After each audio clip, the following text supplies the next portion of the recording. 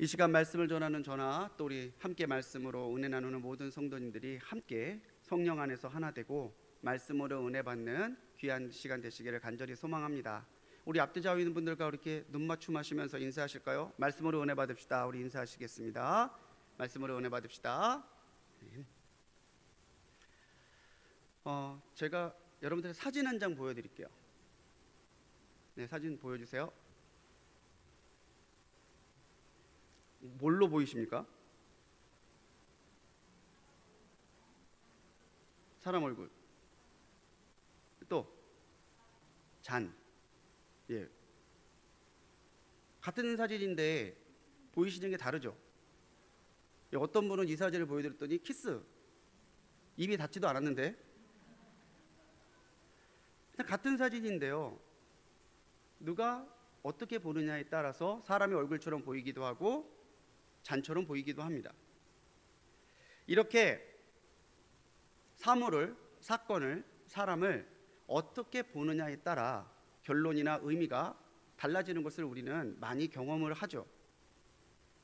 그렇기 때문에 왜곡함이 없이, 왜곡됨이 없이 바르게 보기 위해 노력하는 것은 굉장히 중요한 우리 삶의 자세입니다. 오늘 수요성서 아카데미 함께 말씀 나눌 텐데 지난번에 김윤아 목사님도 말씀하셨지만 이제 수요성서 아카데미 때 목사님들마다 한 가지의 주제를 정하고 그 주제로 연말까지 말씀을 전하기로 했어요. 그래서 제가 수요성서 아카데미 때 여러분들과 함께 말씀 나눌 때는요, 성도의 시선이라고 하는 큰 주제를 가지고 함께 말씀을 묵상하려고 합니다. 무엇을 보느냐는 굉장히 중요한 문제죠.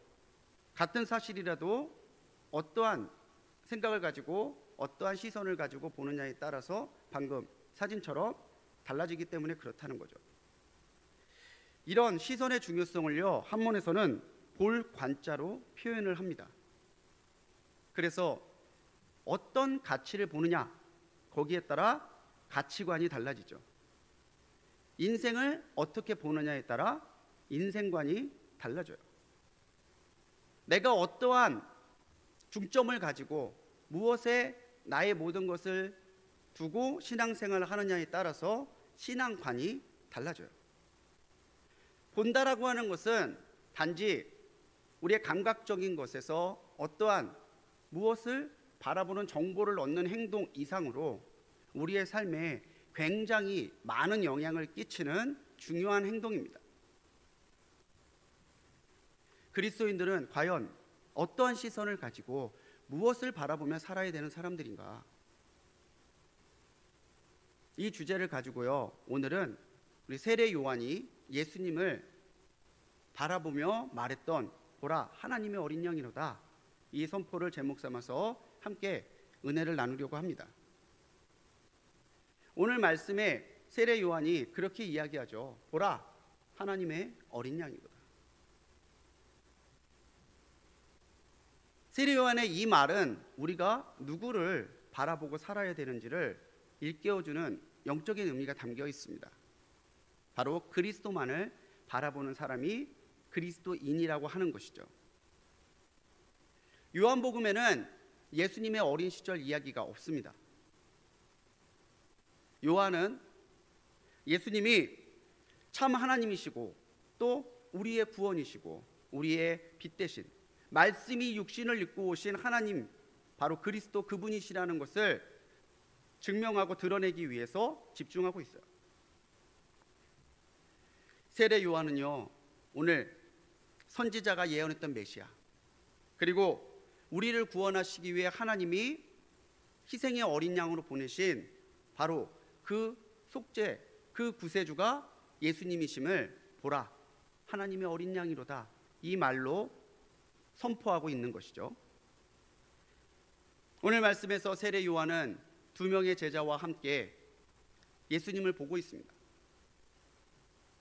예수께서 거니심을 보고 이 세례 요한이 말을 하고 있다는 거죠. 봐라, 저분이 하나님의 어린 양이다. 예수님이 거니심을 보았다라고 하는 말의 원어적인 의미를 보면요, 주목해서 보았다는 뜻이 있어요. 어쩌다 이렇게 보니까 저랑 우리 권사님 지금 눈 마주치고 있듯이 그렇게 하는 게 아니라 진짜 처음부터 그분을 집중해서 그분의 일거수일투족을 주목해서 보고 있었다는 뜻이에요. 자기의 선생님 세례 요한이 예수님만 보면서 계속 이렇게 쳐다보고 있으니까 다른 두 제자들은 어떻게 했을까요? 왜 저렇게 저 사람을 보는 거지? 왜 저렇게 우리 스승님이 저 사람에게서 눈을 떼지 못하지? 같이 보고 있었을 거예요. 그렇게 예수님을 같이 보고 있는데 세례 요한은 예수님이 하나님의 어린 양이요 메시아이심을 보았고요. 같이 보고 있지만 아직 두 명의 제자는 예수님이 어떤 사람인지를 보지 못하고 있습니다. 오늘 세례 요한이 말한 보라, 이 보라라고 하는 말은 명령형이에요. 보라. 다른 것에 시선 뺏기지 말고 저 사람만 한번 주목해서 보라는 의미예요. 성도의 시선이 다른 누구에게 향해지는 것이 아니라 성도의 시선이 오직 그리스도에게만 머물러야 되고 그리스도만에만 집중해야 된다는 것을 세례 요한의 이 말을 통해서 우리는 알 수 있는 것이죠. 우리가 예수님을 믿으면요, 우리에게는 변화가 일어나요. 난 예수님을 믿는다고 하는데 내 삶에 아무런 변화가 없다면은 우리의 신앙을 한번 점검해 봐야 돼요. 그런데 내가 참으로 바른 신앙으로 예수 그리스도를 보았다면 내 삶에는 반드시 변화가 일어납니다. 죄인이었던 우리가 하나님의 자녀가 되고 구원과 상관없던 우리가 하나님의 구원을 누리게 되고 하나님의 나라와 상관없던 우리가 하나님의 나라를 상속받는 하나님 나라의 상속자가 되는 변화를 받게 되는 거죠. 그렇게 변화되고 나서 끝입니까? 그렇게 변화된 후에 이 사람은 계속 예수님을 바라보면서 점점 거룩하게 예수님을 닮아가요. 그 변화를 거룩한 변화, 성화라고 하죠. 신앙의 변화, 신앙의 성화의 역사는요, 우리가 오직 그리스도를 주목할 때 우리에게 일어나는 하나님의 역사입니다. 오늘 내게 하나님의 은혜가 사라진 것 같고 오늘 내가 예수님을 믿는데도 내게 기쁨과 내게 변화가, 내게 성화가 일어나지 않는다면 과연 우리의 시선이 오직 하나님 예수 그리스도께만 딱 맞춰져 있는지 그걸 한번 점검해 봐야 돼요. 본다는 말은요, 그저 쳐다보라는 말이 아니잖아요. 한 집사님이 저한테 얘기하더라고요. 남편 때문에 너무 속상하대요. 애기 좀 보라고 그랬더니 진짜 애기만 보고 있대요. 아무것도 안 하고 애기만 보고 있대요. 결국 자기가 한대요. 애기 좀 보라는 말에는 많은 게 담겨 있죠. 신경도 좀 쓰고 먹을 것도 좀 챙겨주고 씻기기도 하고. 마찬가지예요. 오늘 세례 요한이 예수님을 보라 그랬을 때 단지 그냥 우리의 눈으로, 감각적인 눈으로 보라, 그 의미가 아닐 거죠. 본다는 말에는요, 예수님이라고 하는 존재에 대한 바른 이해와 바른 믿음을 가져야 된다는 거예요. 그러니까 보라, 오직 예수님만 보라는 의미, 그리고 예수님이 어떤 분이신지 바른 믿음과 바른 이해를 가지라는 의미가 세례 요한의 보라는 그 말에 담겨 있는 것이죠. 세례 요한은요, 예수님이 어린 양과 같이 인류의 모든 죄를 대속하기 위해 하나님이 보내신 분이라는 그 영적인 사실을 보고 있었어요.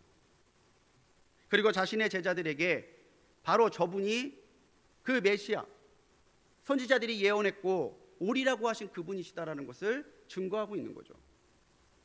이 말은요, 이제 자신의 시대는 끝나가고 있고 예수 그리스도를 통해서 복음의 시대가 열릴 것을 선언하는 말이기도 하고요.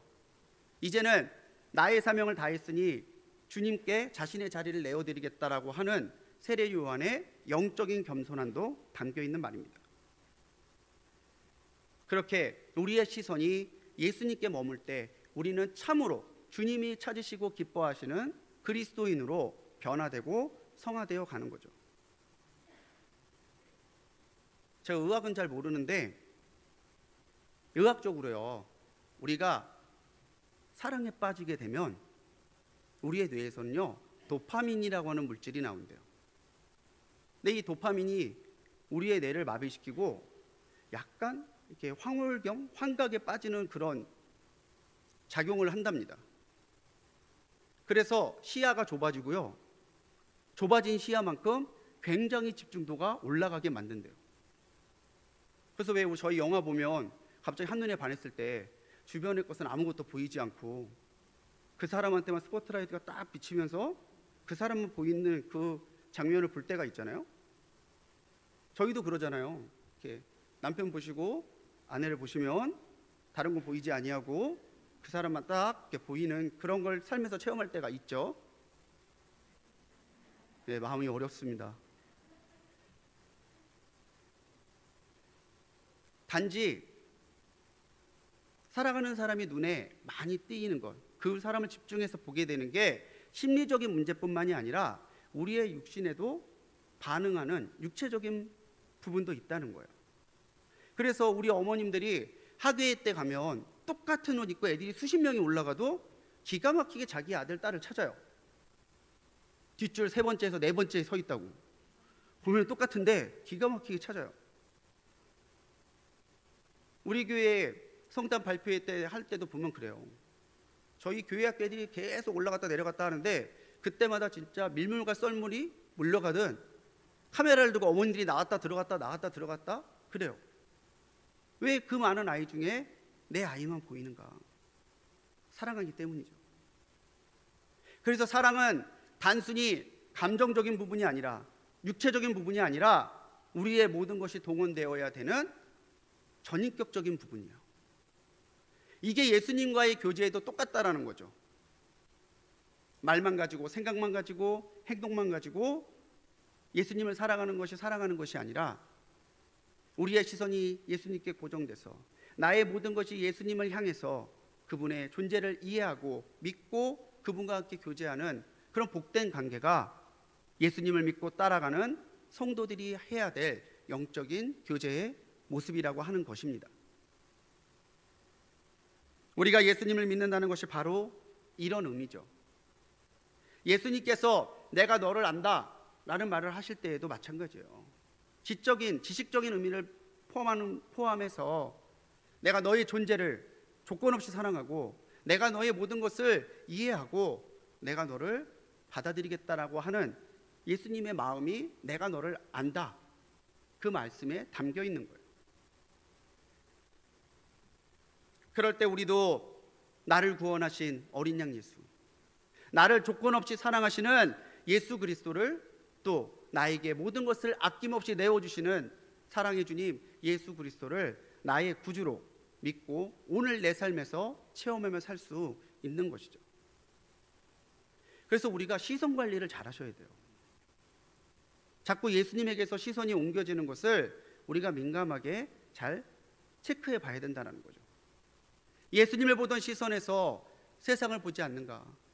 예수님을 보는 시선에서 물질을 보고 사람으로 내 시선이 옮겨지고 있지 않은가? 우리가 점검하고 묻고 또 물어야 된다는 거예요. 그렇게 우리가 오직 예수님을 믿음으로 바라볼 때 우리는 거룩해지고 우리는 더 주님 안에서 성숙되고 강해지는 은혜를 체험할 수 있는 것입니다. 오늘 세례 요한의 말을 새겨 들으십시오. 보라, 하나님의 어린 양이로다. 성도의 시선이 오직 그리스도에게만 맞춰져야 된다는 것은 우리가 다 동의하는 영적인 진리죠. 그럴 때 우리의 가치관은 그리스도의 영생, 그리스도의 은혜를 최고의 가치로 여기게 돼요. 그렇게 시선이 주님께 맞춰질 때 우리의 인생관은, 우리의 삶이 하나님의 영광을 드러내는 것임을 알게 돼요. 그럴 때 우리의 신앙관이 다른 누구에게 다른 이상한 교리에 현혹되는 것이 아니라 그리스도만이 나의 구주이심을 흔들림 없이 믿을 수 있는 믿음을 가지고 걸어가는 참 신앙의 사람이 되게 할 수 있다는 것이죠. 세례 요한의 이 말이 오늘 내게 주는 말이라고 받아들이십시오. 오직 주님께만 시선을 맞추는 우리 성도님들이 되시기 바랍니다. 이 말을 듣고 두 제자가 예수님을 따라가죠. 보니까 두 제자가 쫄래쫄래 따라와요. 그 제자를 향해 예수님께서 뭐라고 얘기하셨습니까? 무엇을 구하느냐? 무엇을 구하느냐? 이게 예수님이 두 제자에게 하신 첫 번째 질문이에요.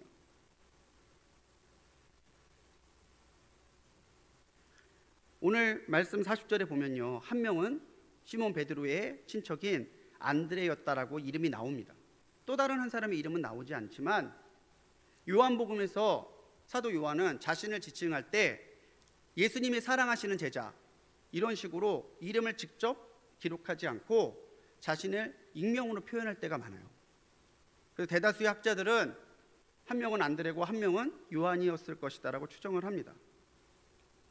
근데 38절에서 자신을 찾아온 그 두 사람에게 예수님이 묻는 말씀, 무엇을 구하느냐? 다시 말해 너희가 왜 내 제자가 되고자 하느냐? 주님께서 물어보시는 거죠. 근데 이 질문은요, 굉장히 복합적인 의미를 담고 있어요. 너희가 나를 따르고자 하는 이유가 뭐냐? 너희가 나에게서 얻고자 하는 것이 뭐냐? 너희가 지금 나를 따르면서 깨닫고자 하는 진리는 뭐냐? 많은 질문들이 함축된 말이 그거예요. 무엇을 구하느냐? 다시 말해 예수님을 믿고 따르는 그렇게 결심하는 사람들이 어떤 목적을 가지고 예수님을 따르는 것인지 그 목적을 바로 보라고 하는 예수님의 요청이 담겨 있는 것이죠. 이 두 사람의 가치관, 인생관, 신앙관 모든 것들이 다 녹아져 있는 두 사람의 답변을 예수님이 요구하신 거예요. 모든 일에는요, 목적과 수단이 있습니다. 근데 이 목적과 수단은요, 순서가 절대 뒤바뀌면 안 돼요. 수단이 결코 목적을 대신하거나 목적보다 더 중요하게 여겨져서는 안 된다는 거죠. 예수님이 목적인 사람은요, 예수님 한 분만으로 만족합니다. 예수님이 목적인 사람은 예수님을 더 알고자 노력하고 예수님의 사랑 가운데 거하고자 더 갈망하는 신앙으로 서요. 그렇게 된다면 자신의 모든 것은 예수님을 알고 믿고 따르기 위한 수단이 되는 거죠. 그런데 다른 수단 때문에 예수님을 믿는다고 하면요, 그 수단이 목적이 되고 예수님이 수단으로 낮아져요. 내 영적인 만족을 위해, 내 육적인 소욕을 위해, 내 순간에 필요한 것들을 위해 예수님이 수단이 되고 마는 그런 영적인 가치가 전복되는 일이 일어난다는 거죠.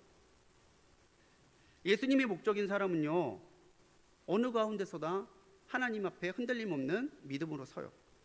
오늘 우리 김동욱 목사님 찬양하시면서 그리 아니하실지라도 찬양하셨잖아요.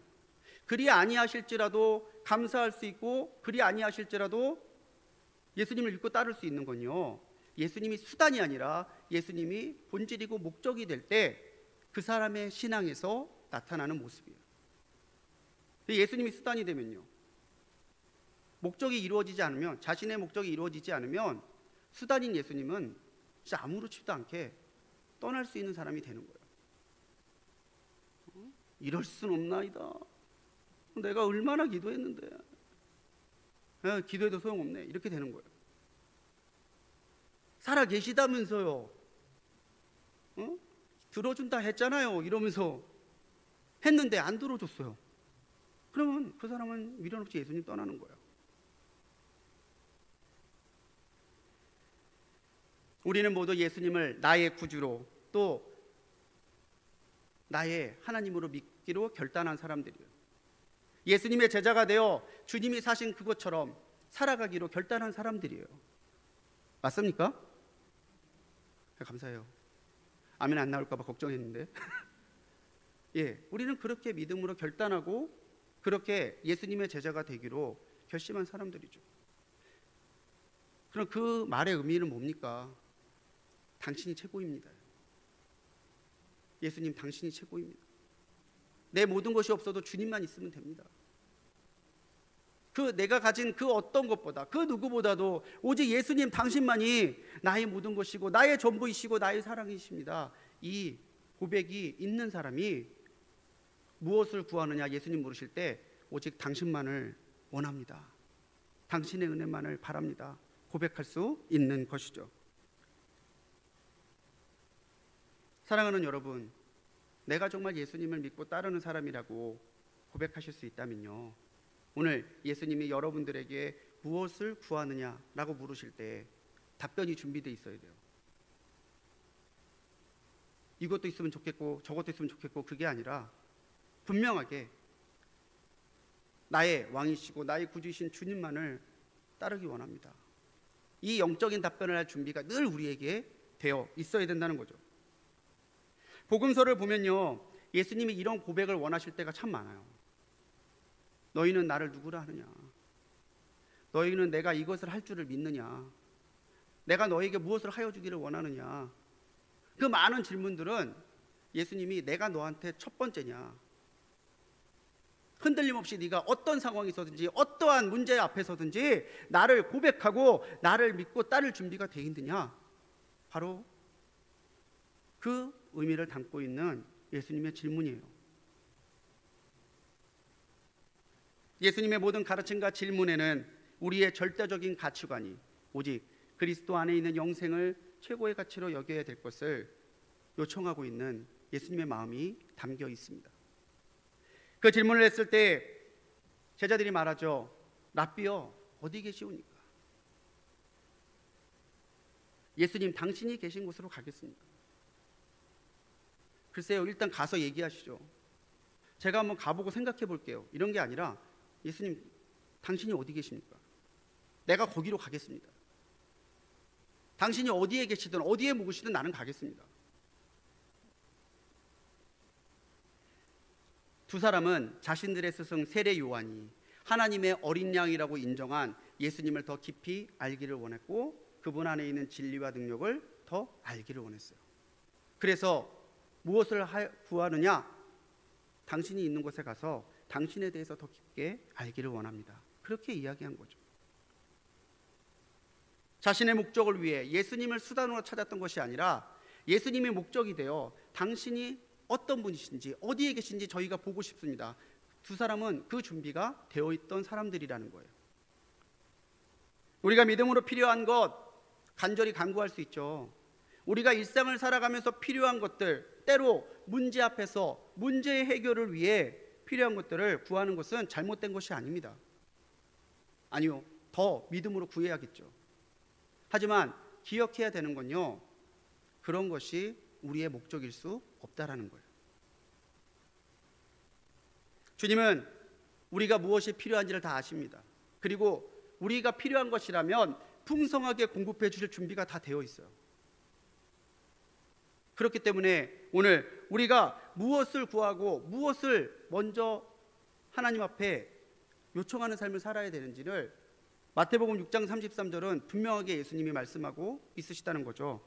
너희는 먼저 그의 나라와 그의 의를 구하라. 그리하면 이 모든 것을 너희에게 더하시리라. 아멘입니다. 이것이 우리가 예수님께 구해야 될 거예요. 수많은 것을 구하고 수많은 것을 필요하고 수많은 것에 우리가 하나님 앞에 달라 기도하지만 정작 기도해야 될 건 그거라는 거죠. 이처럼 예수님만을 구하는 것이 모든 것을 받을 수 있는 영적인 비결이라고 하는 거예요. 예수님이 무엇을 구하느냐 물으실 때 여러분 답변이 준비되어 있는 신앙이 되시기 바랍니다. 다른 헛된 것, 잠시 우리를 기쁘게 하거나 사라져버릴 그런 것에 목적을 두지 아니하고 오직 그리스도 예수만을 나의 신앙과 나의 삶의 목적으로 두고 살아가시는 우리 성도님들이 되시기 바랍니다. 그들이 그렇게 예수님을 찾을 때, 구할 때 예수님이 하신 말씀이 있어요. 바로 와서 보라요. 무엇을 원하느냐? 당신이 어디 계십니까? 그래? 그럼 와서 보라. 예수님은 이 두 사람이 목적이 자신임을 간파하셨어요. 그래, 너희가 그렇게 나를 알고 싶어하고 나를 체험하고 싶다면 와서 봐라. 내가 누구인지 알게 될 것이고 너희가 나를 믿고 따를 때에 너희가 무엇을 받게 될 것인지 알게 될 거다. 그래서 그런 말이 있잖아요. 백문이 불여일견. 100번 예수님께 들어봐야 내가 한 번 가서 예수님을 보고 체험하는 것에 비할 수가 없어요. 예수님을 보고 예수님을 체험한 사람은요, 예수님에 대한 증거와 확신이 있어요. 내가 봤고 내가 만났으니까. 근데 내 삶에서 예수님을 보지 못하고 체험하지 못한 사람은 조그만 상황이 바뀌어도 신앙이 흔들리고 삶이 흔들려요.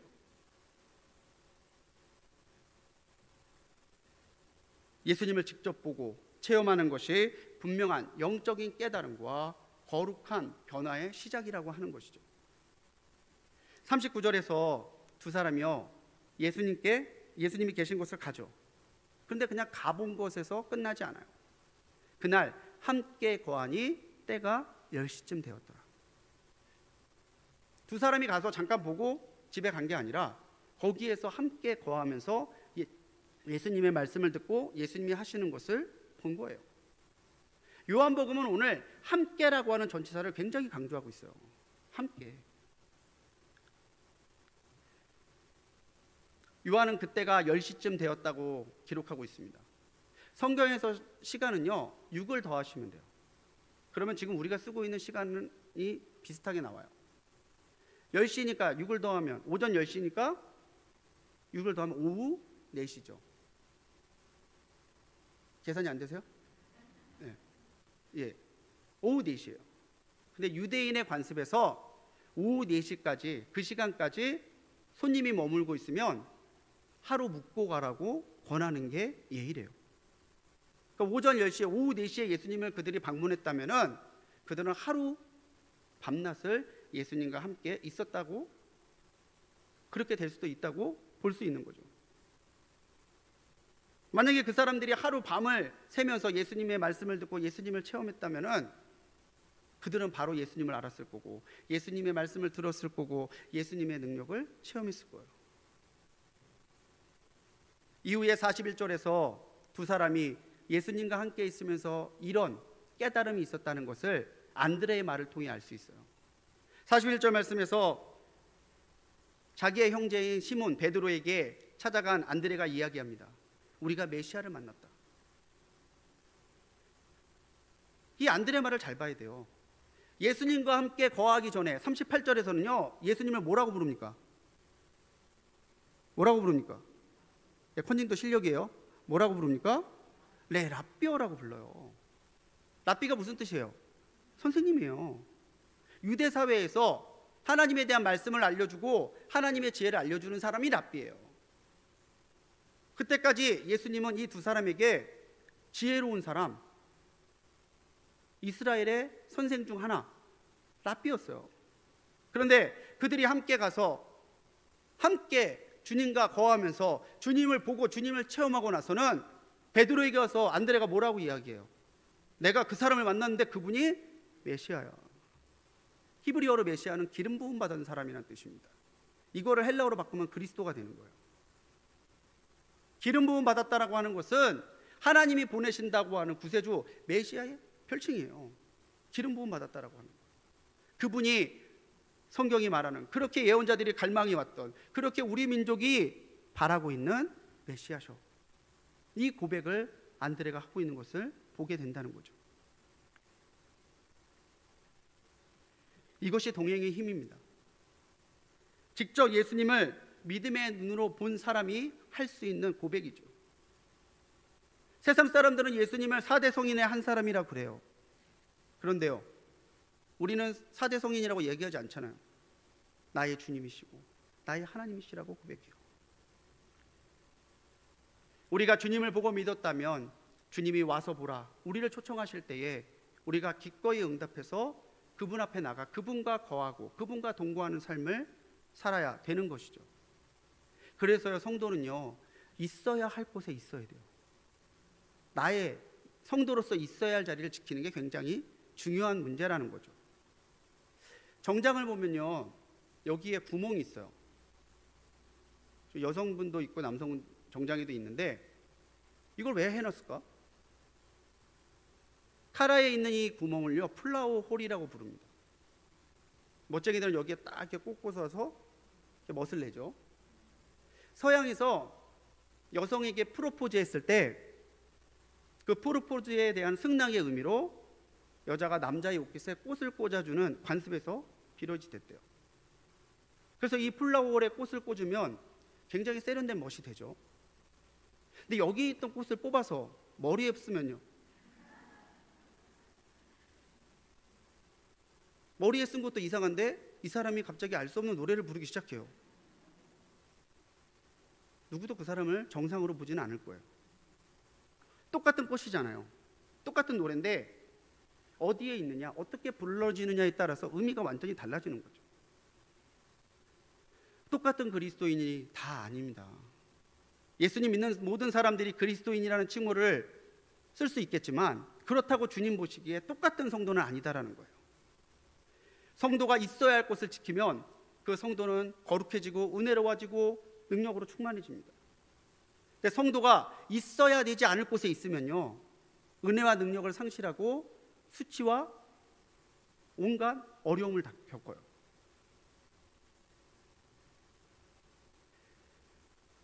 세상 사람들이 노래를 부르면 유행가가 되지만 성도가 노래를 하면요, 하나님을 향한 찬송이 돼요.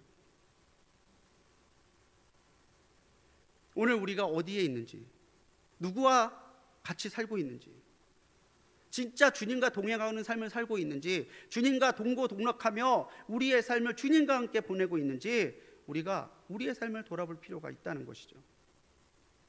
스코틀랜드의 유명한 청교도 설교가이자 또 기도의 사람으로 유명한 존 낙스는요, 당신이 군중과 함께 간다면 모든 것을 잃겠지만 혼자서 예수와 동행한다면 당신은 모든 것을 얻을 것이다, 그렇게 설교했어요.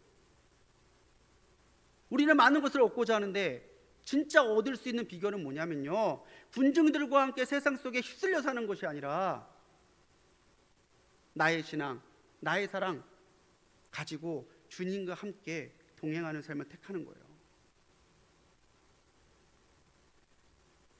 그래서 우리 찬송에도 있잖아요. 주 예수와 동행하니 그 어디나. 예, 참 깊은 고백이에요.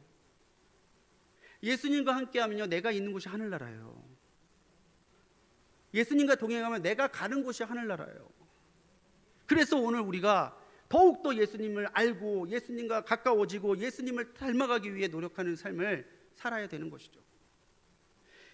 요한계시록 3장 20절에서 예수님은 약속하시죠. 볼지어다, 우리 같이 읽겠습니다. 시작. 볼지어다